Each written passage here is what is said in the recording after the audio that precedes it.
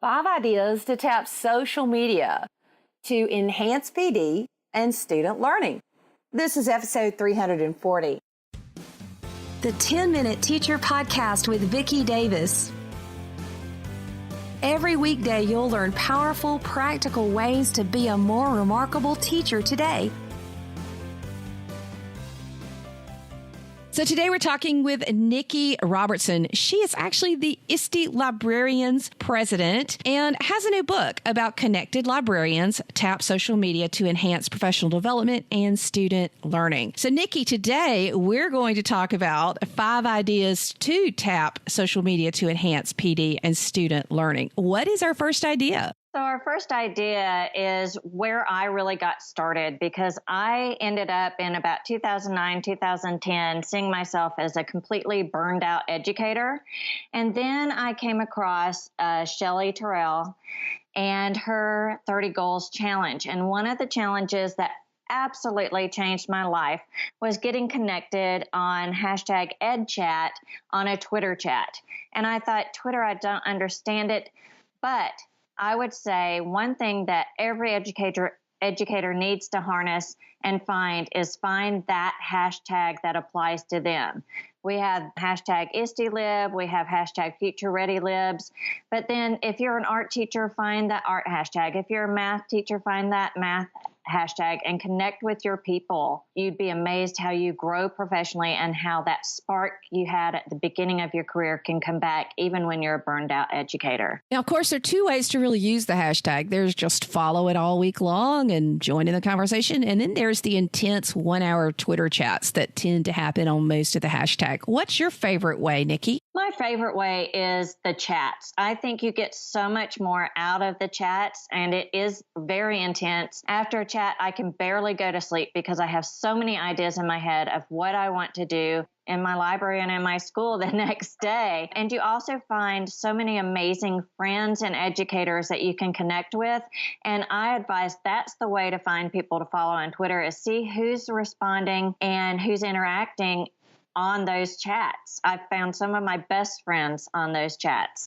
Awesome. Okay, what's our second idea? So our second idea is, of course, helping students with developing their social media presence and understanding about good digital citizenship. Kind of our tribe with the librarians is don't even say digital citizenship. It's just citizenship, because our kids don't see a difference between in real life and online life. All of it is real life to them. So helping our students know how to navigate an online world is just like helping them know how to navigate world in real life. So if we're teaching our kids, for instance, I have 3 grandchildren, I wouldn't just do a simulation online with them and talk to them or read them a book about how to safely cross the street. I'm actually going to go and hold their hands and teach them how to look both ways across the street and talk to them about why we do that and when it's safe to cross the street. We should be just as cautious and just as hands-on with teaching students how to navigate the social media world. Awesome. Okay, what's our third? Okay, so our third is definitely for professional development and for connecting with your teachers and community. And I know that's kind of a big thing, but let me wrap it all up. I use social media in my library, even though I'm an elementary school librarian now. I have Snapchat, Instagram, Facebook, and Twitter for my school library. Because I'm on a fixed rotation as part of the specials in my library, I hardly ever get to see my teachers or do PD like librarians should be doing. So one way to counteract that is I do send out all the cool stuff that we're doing in the library that could definitely be applied to the classroom through all my social medias so that my teachers can still learn from me. But the other thing I love is that it brings in the community and our parents, and they know all the amazing stuff that's happening in our library every day. So that good connection tool of using social media. So you're even using Snapchat, huh? Because some people have stayed away from that. I do, because some of my parents use Snapchat. And some of my Ah. teachers, they're youngsters, man.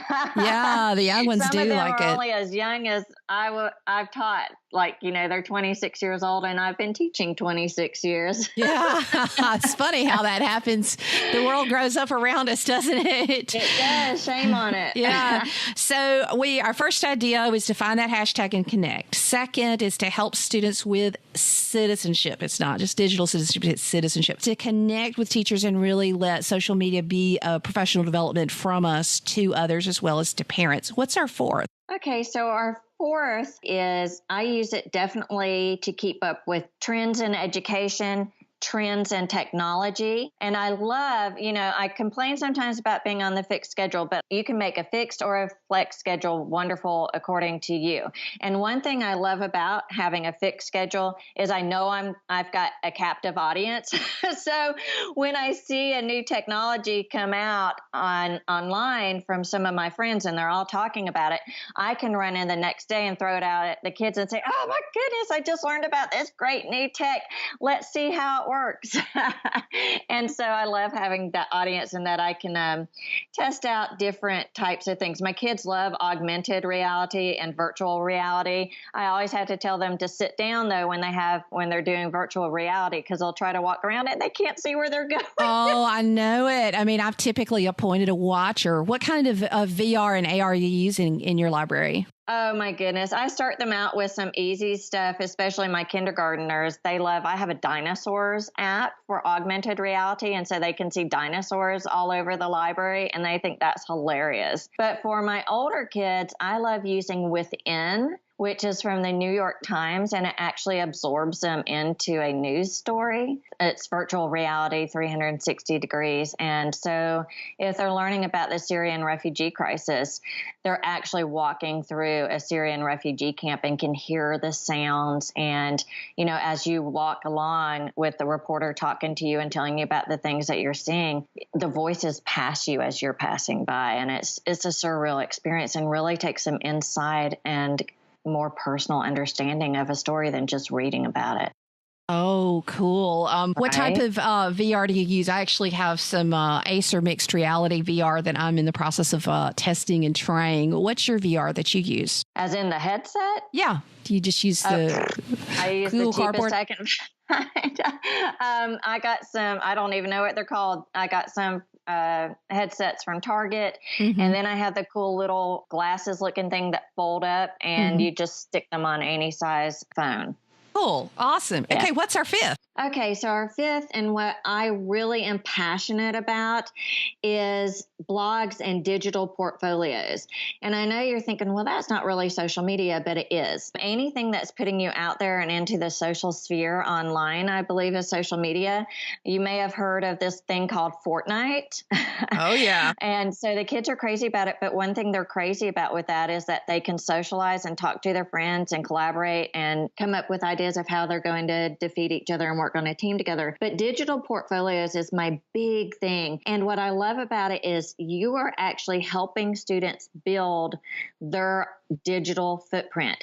What is it that you're putting out into the world? And it gives us so many opportunities for kids to reflect on their own work. Once I started doing digital portfolios this year in my elementary school with 3rd, 4th, and 5th graders. I did it with high schoolers. Matter of fact, the last school I worked in, James Clemens High School, required every 3rd through 12th grader to have a digital portfolio, because this is what colleges and universities are looking for, and this is what employers are looking for. They know that you made a 4.0, they know that you got a college degree, but that doesn't tell them what you are able to actually do. That's right. With that knowledge. So what are you building your portfolios in?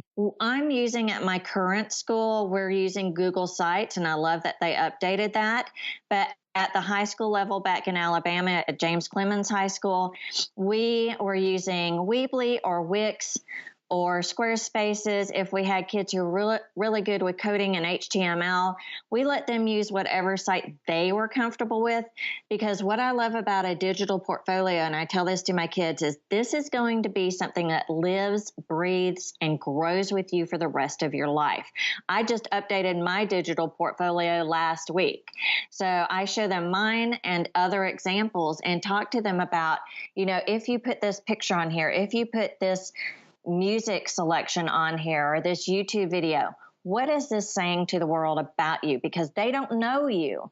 They're only going to judge you on what they see on your digital portfolio. Are you putting your best foot forward? So it gives us so many opportunities to talk to kids about why it is important to be in control of your digital image. Yes. Or persona. And all of my students have a personal website. It is just so important. They have a YouTube channel. They have all of their content they create because it's not a digital footprint. It's a digital tattoo, as many people often say. So educators, her name is Nikki Robertson. The book is Connected Librarians, Tap Social Media to Enhance Professional Development and Student Learning. We've just gotten a small taste of all of the exciting ideas that Nikki has for us. I love it that now we are befriending social media. We are realizing it is such a powerful tool for learning and for connecting and for helping our students succeed in a digital world. So I hope that you will innovate like a turtle. Pick one idea and try it out this week. Thank you so much, Nikki. Oh my goodness, it was a wild and crazy summer and it went by so quickly. I don't know if you feel that way, but I certainly do. I just want to thank all of you who are listening to the 10-Minute Teacher out there. And I just wanted to ask, if you like the show, would you leave a review on iTunes or Stitcher? Or if you like Spotify, the show is actually now on Spotify. And lots of you are starting to find the show and listen. I'm not quite sure how podcast listening happens on Spotify, but supposedly it's pretty cool. So if you would go and leave a review, ratings help, but reviews help even more. iTunes and these other companies really emphasize the shows that get lots of reviews. So if you like the show, if you have a minute, I'd appreciate to head over to iTunes. Just look for 10-Minute Teacher in iTunes and leave a review, and that would help so much. I hope your back to school is going well. Thank you for listening to the 10-Minute Teacher Podcast. You can download the show notes and see the archive at coolcatteacher.com/podcast. Never stop learning.